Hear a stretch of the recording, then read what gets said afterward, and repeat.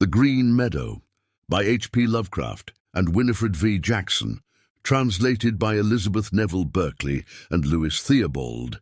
Introductory note: the following very singular narrative or record of impressions was discovered under circumstances so extraordinary that they deserve careful description.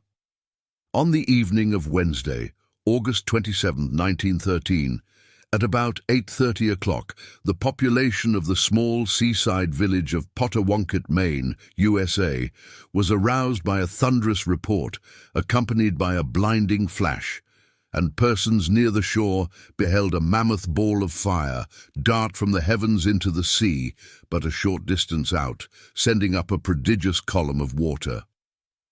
The following Sunday, a fishing party composed of John Richmond, Peter B. Carr, and Simon Canfield caught in their trawl and dragged ashore a mass of metallic rock weighing 360 pounds and looking, as Mr. Canfield said, like a piece of slag. Most of the inhabitants agreed that this heavy body was none other than the fireball which had fallen from the sky 4 days before, and Dr. Richmond M. Jones, the local scientific authority, allowed that it must be an aerolite or meteoric stone. In chipping off specimens to send to an expert Boston analyst, Dr. Jones discovered embedded in the semi-metallic mass the strange book containing the ensuing tale, which is still in his possession. In form, the discovery resembles an ordinary notebook, about 5 by 3 inches in size and containing 30 leaves. In material, however, it presents marked peculiarities. The covers are apparently of some dark, stony substance unknown to geologists and unbreakable by any mechanical means. No chemical reagent seems to act upon them. The leaves are much the same, save that they are lighter in color and so infinitely thin as to be quite flexible. The whole is bound by some process not very clear to those who have observed it, a process involving the adhesion of the leaf substance to the cover substance. These substances cannot now be separated, nor can the leaves be torn by any amount of force. The writing is Greek of the purest classical quality, and several students of paleography declare that the characters are in a cursive hand used about the 2nd century BC. There is little in the text to determine the date. The mechanical mode of writing cannot be deduced beyond the fact that it must have resembled that of the modern slate and slate pencil. During the course of analytical efforts made by the late Professor Chambers of Harvard, several pages, mostly at the conclusion of the narrative, were blurred to the point of utter effacement before being read, a circumstance forming a well-nigh irreparable loss. What remains of the contents was done into modern Greek letters by the paleographer Rutherford, and in this form submitted to the translators. Professor Mayfield of the Massachusetts Institute of Technology, who examined samples of the strange stone, declares it a true meteorite, an opinion in which Dr. von Winterfeldt of Heidelberg, interned in 1918 as a dangerous enemy alien, does not concur. Professor Bradley of Columbia College adopts a less dogmatic ground, pointing out that certain utterly unknown ingredients are present in large quantities and warning that no classification is as yet possible. The presence, nature, and message of the strange book form so momentous a problem that no explanation can even be attempted. The text, as far as preserved, is here rendered as literally as our language permits, in the hope that some reader may eventually hit upon an interpretation and solve one of the greatest scientific mysteries of recent years. The story. It was a narrow place, and I was alone. On one side, beyond a margin of vivid waving green, was the sea, blue, bright, and billowy, and sending up vaporous exhalations which intoxicated me. So profuse, indeed, were these exhalations that they gave me an odd impression of a coalescence of sea and sky, for the heavens were likewise bright and blue. On the other side was the forest, ancient almost as the sea itself, and stretching infinitely inland.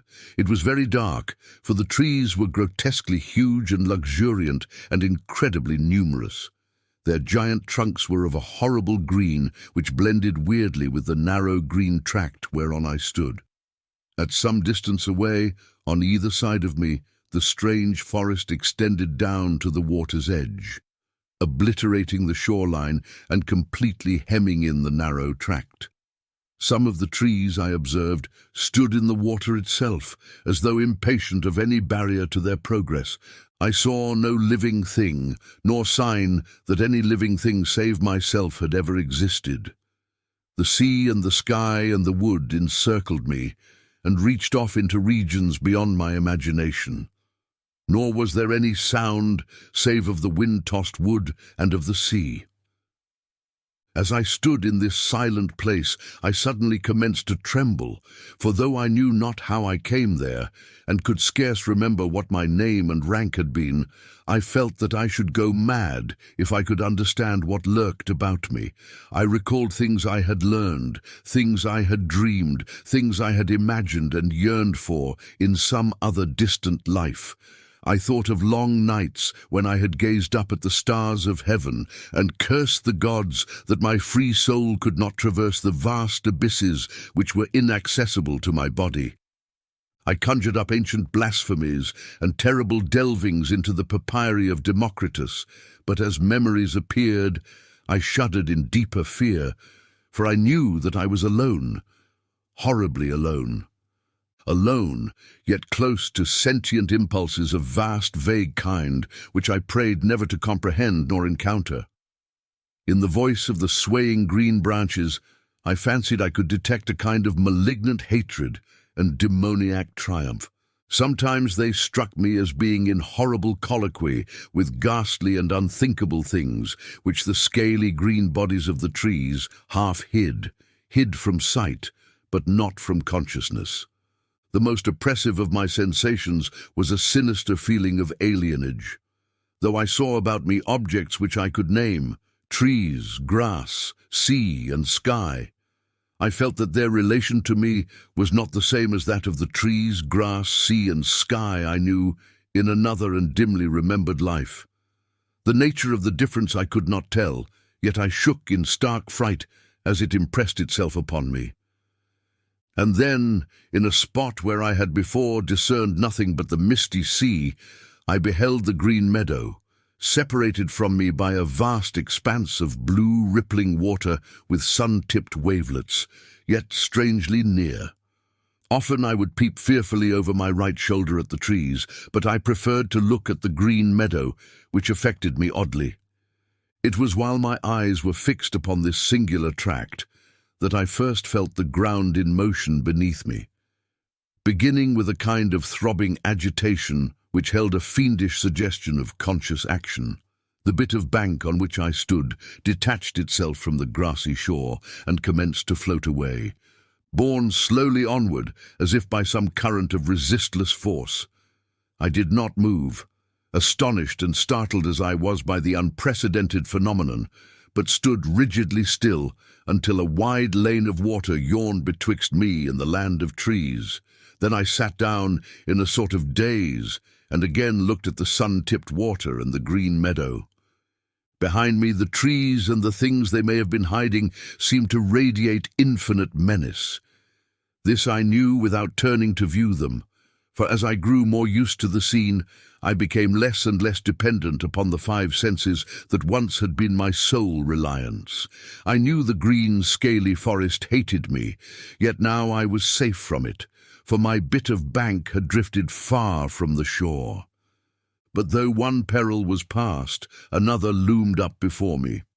Pieces of earth were constantly crumbling from the floating isle which held me, so that death could not be far distant in any event. Yet even then, I seemed to sense that death would be death to me no more, for I turned again to watch the Green Meadow, imbued with a curious feeling of security in strange contrast to my general horror. Then it was that I heard, at a distance immeasurable, the sound of falling water. Not that of any trivial cascade such as I had known, but that which might be heard in the far Scythian lands if all the Mediterranean were poured down an unfathomable abyss. It was toward this sound that my shrinking island was drifting, yet I was content. Far in the rear were happening weird and terrible things, things which I turned to view, yet shivered to behold. For in the sky dark vaporous forms hovered fantastically, brooding over trees and seeming to answer the challenge of the waving green branches. Then a thick mist arose from the sea to join the sky forms, and the shore was erased from my sight. Though the sun, what sun I knew not, shone brightly on the water around me, the land I had left seemed involved in a demoniac tempest, where clashed the will of the hellish trees and what they hid, with that of the sky and the sea. And when the mist vanished, I saw only the blue sky and the blue sea, for the land and the trees were no more. It was at this point that my attention was arrested by the singing in the Green Meadow. Hitherto, as I have said, I had encountered no sign of human life, but now there arose to my ears a dull chant whose origin and nature were apparently unmistakable. While the words were utterly undistinguishable, the chant awaked in me a peculiar train of associations, and I was reminded of some vaguely disquieting lines I had once translated out of an Egyptian book, which in turn were taken from a papyrus of ancient Meroe. Through my brain ran lines that I fear to repeat, lines telling of very antique things and forms of life in the days when our earth was exceeding young, of things which thought and moved and were alive, yet which gods and men would not consider alive. It was a strange book. As I listened, I became gradually conscious of a circumstance which had before puzzled me only subconsciously. At no time had my sight distinguished any definite objects in the Green Meadow, an impression of vivid, homogeneous verdure being the sum total of my perception. Now, however, I saw that the current would cause my island to pass the shore at but a little distance, so that I might learn more of the land and of the singing thereon. My curiosity to behold the singers had mounted high, though it was mingled with apprehension. Bits of sod continued to break away from the tiny tract which carried me, but I heeded not their loss, for I felt that I was not to die with the body, or appearance of a body, which I seemed to possess, that everything about me, even life and death, was illusory, that I had overleaped the bounds of mortality and corporeal entity, becoming a free, detached thing, impressed me as almost certain. Of my location I knew nothing, save that I felt I could not be on the Earth planet once so familiar to me. My sensations, apart from a kind of haunting terror, were those of a traveller just embarked upon an unending voyage of discovery. For a moment I thought of the lands and persons I had left behind, and of strange ways whereby I might someday tell them of my adventurings, even though I might never return. I had now floated very near the Green Meadow, so that the voices were clear and distinct, but though I knew many languages, I could not quite interpret the words of the chanting. Familiar they indeed were, as I had subtly felt when at a greater distance, but beyond a sensation of vague and awesome remembrance, I could make nothing of them. A most extraordinary quality in the voices, a quality which I cannot describe, at once frightened and fascinated me. My eyes could now discern several things amidst the omnipresent verdure: rocks covered with bright green moss, shrubs of considerable height, and less definable shapes of great magnitude which seemed to move or vibrate amidst the shrubbery in a peculiar way. The chanting, whose authors I was so anxious to glimpse, seemed loudest at points where these shapes were most numerous and most vigorously in motion. And then, as my island drifted closer and the sound of the distant waterfall grew louder, I saw clearly the source of the chanting, and in one horrible instant remembered everything. Of such things I dare not tell, for therein was revealed the hideous solution of all which had puzzled me, and that solution would drive you mad, even as it almost drove me. I knew now the change through which I had passed, and through which certain others who once were men had passed, and I knew the endless cycle of the future which none like me may escape. I shall live forever, be conscious forever, though my soul cries out to the gods for the boon of death and oblivion. All is before me. Beyond the deafening torrent lies the land of Stethalos, where young men are infinitely old. The Green Meadow. I will send a message across the horrible, immeasurable abyss. At this point, the text becomes illegible. Thank you for listening. If you would like to support this channel, then please hit the like button and subscribe.